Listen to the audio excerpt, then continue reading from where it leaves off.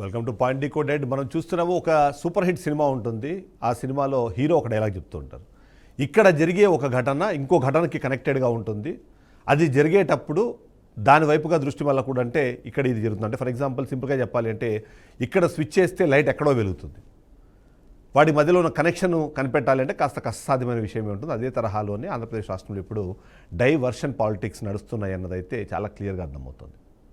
అయితే ఇందులో ఎవరిని ట్రాప్లో ఉంచుతున్నారు, ఎవరి ట్రాప్లో ఎవరు పడ్డారు, దీనివల్ల ఈ డైవర్షన్ పాలిటిక్స్ వల్ల ఎవరికి ఇప్పుడు ఎక్కువగా లాభం జరిగే అవకాశం ఉందన్న విషయానికి కూడా తమదైన శైలిలో వర్షన్ వినిపించే ప్రయత్నాలు చేస్తున్నాయి వైసీపీ అలాగే కూటమికి సంబంధించిన నాయకులు. ఎందుకంటే ఇప్పుడున్న పరిస్థితుల్లో 2019 నుంచి 2024 వరకు 5 సంవత్సరాల పాటు వైసీపీ అధికారంలో ఉండి ఆ పాలనకు అనుగుణంగానే ఆ తర్వాత జరిగిన పరిణామ క్రమంలోనే వాళ్ళు అధికారాన్ని కోల్పోయారు. ఆ తర్వాత ఇప్పుడు కూటమి అధికారంలోకి వచ్చే క్రమంలో వాళ్ళు చెప్పిన మాటలు, చూపించిన సంక్షేమ పథకాలకు సంబంధించిన ఫలాలు అవన్నీ ఇప్పుడు జరుగుతున్నాయా లేదా అన్నది ఒక అంశం. అయితే ఇంత అర్జెంటుగా ఇప్పుడు డైవర్షన్ పాలిటిక్స్ నడవాల్సిన అవసరం ఏముంది అన్న విషయానికి సంబంధించిన డిస్కషన్ మనం చేసే ప్రయత్నం చేద్దాం. ఆ పాయింట్స్నే డీకోడ్ చేసే ప్రయత్నం చేద్దాం. ఎందుకంటే ఎందుకు ఈ పాయింట్స్ని మనము డైవర్షన్ పాలిటిక్స్గా భావించాలి అన్న పాయింట్ని మనం ఒకసారి గుర్తు చేసుకునే నేపథ్యంలో ఫస్ట్ క్వశ్చన్ డీకోడ్ చేద్దాం. ఇప్పుడు రాష్ట్రంలో జరుగుతున్న పరిణామాలు పూర్తిగా డైవర్షన్ పాలిటిక్సేనా అన్నది ఇప్పుడు మనకు వినిపిస్తున్న మొదటి ప్రశ్న.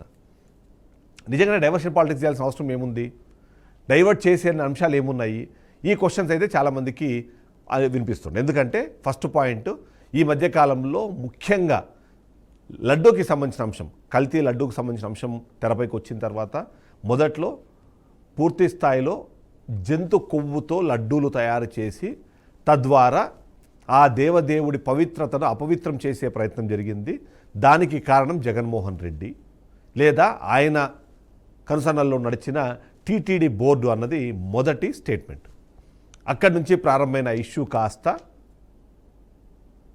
ఇప్పుడు అంబటి రాంబాబు ఇంటి మీద దాడి, అక్కడి నుంచి నెక్స్ట్ జోగి రమేష్ మీద దాడి, ఆ దాడి జరగడానికి కారణాలు ఏదైనా ఓవరాల్గా ఇష్యూ మాత్రము ఏదో ఒక టాపిక్ని ఇప్పుడు డైవర్ట్ చేయాలి. అది ఒకటే టాపిక్కా లేకపోతే ఎక్కువ టాపిక్స్ ఉన్నాయా అన్నది ఇప్పుడు క్వశ్చన్గా మిగిలింది. వైసీపీ చెప్తోంది, కల్తీ లడ్డూ ఏదైతే ఉందో ఆ లడ్డూలో వాడింది జంతు కొవ్వు కాదు, కేవలం వెజిటబుల్ ఆయిల్స్ మాత్రమే అని సిట్ రిపోర్ట్ ఇచ్చిన తర్వాత కల్తీ జరగలేదు అని వైసీపీ చెప్పే ప్రయత్నం చేస్తోంది. కానీ కల్తీ జరిగింది కదా, జంతు కొవ్వు లేకపోతే ఏముంది, ఇక్కడ కెమికల్స్ని ఉపయోగించి ఈ కల్తీ నెయ్యిని తయారు చేశారు, దాని ద్వారా లడ్డూలు తయారయ్యాయన్న అంశాన్ని ప్రజల్లోకి వెళ్లకుండా ఆపేందుకు అదే పనిగా అంబటి రాంబాబుతో ఒక బూతు మాట్లాడించి ఆ బూతులు టీడీపీకి సంబంధించిన కార్యకర్తలను రెచ్చగొట్టేలాగా చేసి వాళ్ళని ఇంటిదాకా రప్పించుకొని తద్వారా ఈ మొత్తాన్ని చేసి ఏదైతే కల్తీ లడ్డు అంశం ఉందో దాది కల్తీ అయిందన్న విషయాన్ని ప్రజల్లోకి వెళ్లకుండా ఆపే ప్రయత్నం చేస్తుంది వైసీపీ అన్నది టీడీపీ చెప్తోంది. టీడీపీకి సంబంధించిన చాలా ఇష్యూస్ని వైసీపీ చెప్పే ప్రయత్నం చేస్తుంది. నిజంగానే ఇప్పుడున్న పరిస్థితుల్లో ఇష్యూస్ నుంచి విషయాలను డైవర్ట్ చేయడము, దానికి సంబంధించిన అంశాలని మాట్లాడడం ఎవరికి ఇంపార్టెంట్ అన్నది మనం సెకండ్ క్వశ్చన్లో చెప్పే ప్రయత్నం చేద్దాం. ఇష్యూస్ నుంచి విషయాలను డైవర్ట్ చేయడానికి ఎవరికి ఇప్పుడు అంత ఎక్కువ అవసరం ఉంది అన్నదే మన నెక్స్ట్ క్వశ్చన్. ఇష్యూస్ ఉన్నాయా, అసలు ఉన్నాయా లేవా, ఏ ఇష్యూస్ గురించి డైవర్ట్ చేయాలి, నిజంగానే కూటమి పాలన వచ్చిన తర్వాత బ్రహ్మాండంగా ప్రజలు ఉన్నారని వైపు ప్రచారం చేసుకుంటూ ఏ పాయింట్స్ని డైవర్ట్ చేసే అవసరం ఉంటుంది అని ఒక క్వశ్చన్ వస్తే మాత్రం ఇవాళ వైసీపీ చాలా వరీడ్గా ఉంది. అసలు విషయాలు ప్రజల్లో మాట్లాడకుండా చేసి ఈ ఒక్క అంశాన్ని, లడ్డు అంశమో, లడ్డూలో జరిగిన కల్తీ అంశమో, లేదా బూతులు మాట్లాడారని చెప్పే అంబటి రాంబాబు అంశము, దాని తర్వాత జరిగిన పరిణామంలో జోగి రమేష్ ఇంటి మీద జరిగిన దాడి అంశం, ఇవే విషయాలు మాట్లాడుతున్నారు ఏంటి అని అంటే ఇక్కడనే అసలు పాయింట్ బయటకు వస్తుంది. ఆ అసలు పాయింట్ ఏంటంటే ఈ మధ్యకాలంలో గత 2 నెలల నుంచి జరుగుతున్న పరిణామాలు, రాష్ట్రానికి జరిగిన నష్టాలు. మొదటిది, దావోస్కి వెళ్ళి ప్రతిసారి దావోస్ నుంచి వేలాది కోట్లు, లక్షలాది కోట్ల ఇన్వెస్ట్మెంట్లు వచ్చేసాయని చెప్పే లోకేష్ కానివ్వండి, లేదా బ్రాండ్ ఆంధ్రప్రదేశ్ని మేము ప్రమోట్ చేశామని చెప్పే చంద్రబాబు కానివ్వండి, బాబే అసలు మన బ్రాండు, తద్వారా కోట్లాది రూపాయలు మనకు వచ్చాయని చెప్పే లోకేష్ బాబు ఈసారి వచ్చిన తర్వాత దాని గురించి అసలు డిస్కషన్ చేయలేదు. ఆ డిస్కషన్ ప్రజల్లోకి వెళ్తుందా, ఆ డిస్కషన్ చేసే ప్రయత్నము ఏదైతే విపక్షంలో ఉన్న వైసీపీ చేస్తోందా అనే అనుమానం వచ్చేలోపు ఈ ఇష్యూ వచ్చేసింది బయటికి. ఇది కల్తీ లడ్డుకు సంబంధించిన సిట్ రిపోర్ట్. 5,000 కోట్ల రూపాయల విలువైన భూములని గీతం యూనివర్సిటీ ఏదైతే వైజాగ్కి సంబంధించిన మున్సిపల్ కార్పొరేషన్లో ఒక పాయింట్ కింద పెట్టేసి 5,000 కోట్ల రూపాయల వర్తున్న భూముల్ని కొట్టేస్తుంది. ఇప్పటికే 1,500 కోట్ల రూపాయల వర్తున్న భూములు ఆల్రెడీ వాళ్ళ పేరు మీదకి మారిపోయాయని చెప్పే మాట గురించి, ఆ అంశం గురించి డిస్కషన్ జరగకుండా ఉండేందుకు ఈ మొత్తం ఇష్యూని తెరపైకి తీసుకొచ్చారు అనే విషయాన్ని చెప్పే ప్రయత్నం చేస్తున్నారు. మొన్నటికి మొన్న మనం చూసాము మెడికల్ కాలేజీలకు సంబంధించిన పీపీపీ పద్ధతికి సంబంధించి దాని మీద ప్రజల వ్యతిరేకత ఏ స్థాయిలో ఉందని చెప్పడానికి దాదాపుగా 1 కోటికి పైగా సంతకాలతో గవర్నర్ను కలిసి మరీ ఆ విషయాన్ని ప్రజల్లోకి తీసుకెళ్లే ప్రయత్నం చేసింది వైసీపీ. అది ప్రజల్లో పూర్తి స్థాయిగా అంటే ఎక్కడి నుంచి అయితే సంతకాలు పెట్టి అంటే ఒక గ్రామ స్థాయి నుంచి సంతకాలు తీసుకొని వాటిని రాష్ట్ర రాజధానికి తీసుకొచ్చి మళ్ళీ అవి రెస్పాన్స్ ప్రజల్లోకి వెళ్లే లోపే ఈ ఘటన జరిగింది అన్నది మరొక అంశం. వీటన్నిటికీ మించి బడ్జెట్, రాష్ట్ర బడ్జెట్ అన్నది విడుదలైంది. ఆ విడుదల అవడానికన్నా ముందే క్యాబినెట్లో ఏం జరిగిందన్న విషయం పూర్తి స్థాయిలో సమాచారం ఉండి 53 లక్షల కోట్ల రూపాయలతో బడ్జెట్ విడుదల చేస్తే ఆంధ్రప్రదేశ్ రాష్ట్రానికి 5,300 కోట్లు కూడా రాలేదు డైరెక్ట్ ఫండ్స్ రూపంలో. ఆ వచ్చిన 1,600 కోట్ల రూపాయలు అవి కూడా అప్పుగా వచ్చింది. 3,200 కోట్ల రూపాయలు మాత్రమే పోలవరంకి వచ్చింది. పోలవరం కాకుండా ఎన్నో ప్రాజెక్టులు కట్టడానికి ఆంధ్రప్రదేశ్ రాష్ట్రము ఆలోచిస్తున్న నేపథ్యంలో వాటి ఒక్క రూపాయి కూడా కేంద్ర ప్రభుత్వం ఇవ్వలేదు. ఇక మనము గొప్పగా చెప్పుకునే ఆ 3 బుల్లెట్ ట్రైన్లకు సంబంధించి దాన్ని ఎలా చెప్పాలి అంటే పువ్వులు ఒక ప్రాంతం నుంచి ఇంకో ప్రాంతానికి వెళ్తున్నప్పుడు గాలికి ఎగిరిపోతాయి చూసారా, అవి ఆ రోడ్డు మీద పడితే ఇవే మాకు వచ్చిన మహాప్రసాదం అని కళ్ళకు అద్దుకోవాలని చెప్పినట్టుగా ఉంది. ఇంకా 1,600 కోట్లు వచ్చింది కూడా అది అప్పుగా వచ్చింది. మరో 10,000 కోట్లు లేదా రేర్ ఎర్త్కి సంబంధించిన కారిడార్ ఇవన్నీ కూడా రాష్ట్రానికి సపరేట్గా ఇచ్చినవి కాదు, వేరే రాష్ట్రాలతో పాటు మనకి వచ్చినవి. వీటి గురించి డిస్కషన్ జరగట్లేదు. ఎందుకు? కల్తీ లడ్డు తర్వాత అంబర్బాబు బూతుల తర్వాత జోగి రమేష్ మాటలు, వాళ్ళ ఇంటి మీద దాడులు, ఆ కేసులు ఇమ్మీడియట్లీ రాష్ట్రపతి పాలన విధించాలని చెప్పి ఒక డిమాండ్, వీటి మీద డిస్కషన్ జరుగుతుంది తప్ప ఈ విషయాల మీద డిస్కషన్ జరగట్లేదు. మహిళలు కన్నీళ్లు పెట్టుకుంటే నాకు కడుపు మండిపోతుంది అని చెప్పిన పవన్ కళ్యాణ్ అదే పార్టీలో ఒక అమ్మాయి నాకు 5 సార్లు అబార్షన్ చేయించి నన్ను లైంగికంగాను శారీరకంగా వాడుకొని నన్ను మోసం చేశారని అరవ శ్రీధర్ ఒక ఎమ్మెల్యే మీద కంప్లైంట్ చేస్తే దాని మీద డిస్కషన్ ప్రారంభమయ్యి అది ప్రజల్లోకి వెళ్లేలోపే ఈ ఇష్యూ వచ్చేసింది. సో దాని గురించి ఇప్పుడు ఎవరు మాట్లాడట్లేదు. సో ఇప్పుడు ఏం జరుగుతుంది రాష్ట్రంలో? స్విచ్ ఎవరేశారు, లైట్ ఎక్కడ వెలుగుతుంది?